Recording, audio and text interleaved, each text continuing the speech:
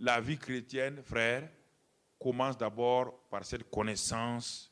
Et si vous avez cette connaissance-là, les besoins que vous voulez là, Jésus a dit, ces choses-là vous seront données par-dessus tout.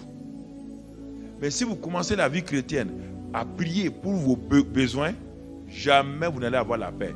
Les disciples là ont vu, ils ont mangé les pains multipliés. Ils ont vu Jésus marcher sur les eaux. Ils ont vu tous les miracles, toutes sortes de miracles. Les voilà tristes. Pourquoi? Ils ont oublié tous les miracles que Jésus a fait parce que Jésus n'était plus réel pour eux. Donc Jésus peut faire des miracles pour vous. Mais pourquoi vous êtes triste? Pourquoi votre vie chrétienne n'est pas épanouie? Pourquoi vous n'avez pas la joie? Parce que l'essentiel n'est pas maintenu. Jésus-Christ n'est pas une réalité. Jésus dit, mais pourquoi êtes-vous triste? Je ne comprends pas. Qu'est-ce qui vous amène à être triste en ce jour de la résurrection? C'était le jour de la résurrection. N'oubliez pas. Le jour de la résurrection, le ressuscité est là. Deux choses importantes. C'est le jour de la résurrection.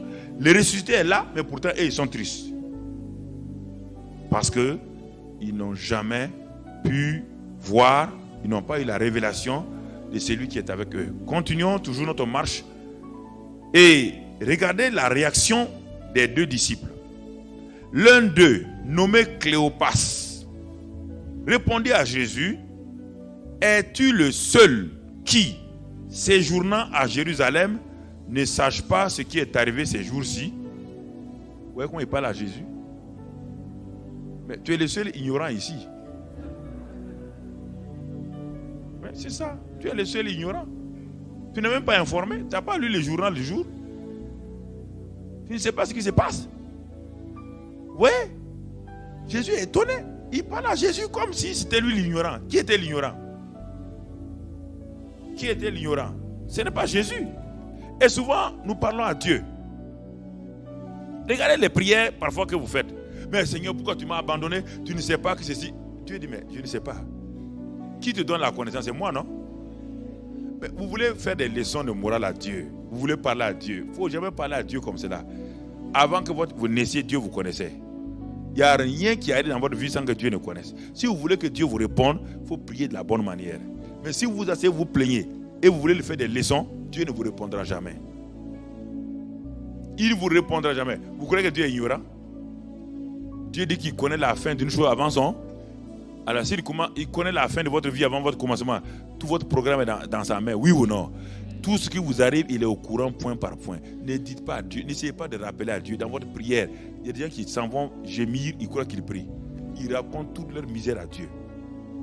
Seigneur, tu as vu. Dieu dit, mais j'ai déjà vu il y a longtemps. Arrête de me parler, j'ai déjà vu. Avant que toi tu vois, même moi je sais. Ils croient qu'ils ont prié. Ils n'ont pas prié, ils sont allés se plaindre. C'est pourquoi ils ne sont pas exaucés. Tu comprends? Dieu dit, mais je comprends plus que toi. Il faut parler à Dieu. Il faut parler à Dieu. D'une façon basée sur sa parole. Rappelle à Dieu. Dieu dit, remets-moi en mémoire ce que je t'ai dit. Tout ce que j'ai dit là, dis-le-moi. Je vais entendre que tu crois à ce que j'ai dit. Rappelle-moi ce que tu as dit. C'est pourquoi Josaphat, devant la multitude des ennemis, Josaphat a rappelé à Dieu ce que Dieu a déjà dit.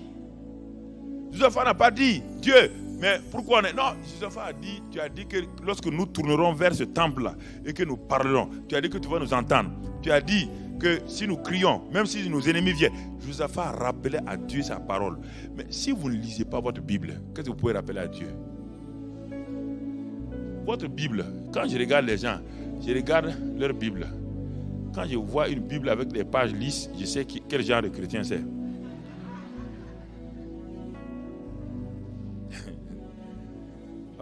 Mais, écoutez, non, mais vous n'avez votre Bible que pour le dimanche. Après, vous la posez sur l'étagère. La Bible n'est pas faite pour l'étagère. La Bible, c'est votre nourriture. Il faut la manger régulièrement. La Bible dit que l'homme ne vivra pas de pain seulement, mais de toute parole. Il ne faut pas la citer. Il parle à vous. Dieu a dit, quand Josué était dans des problèmes, écoutez, parfois, vous voyez, le Saint-Esprit me parle pour que je vous parle selon des situations personnelles. Ce n'est pas une prédication Vous voyez là, du genre traditionnel. Je vous parle selon que le Saint-Esprit me parle. Quand Josué était arrêté après la mort de Moïse, Josué savait que lui et Moïse ne sont pas de la même catégorie. Il le savait.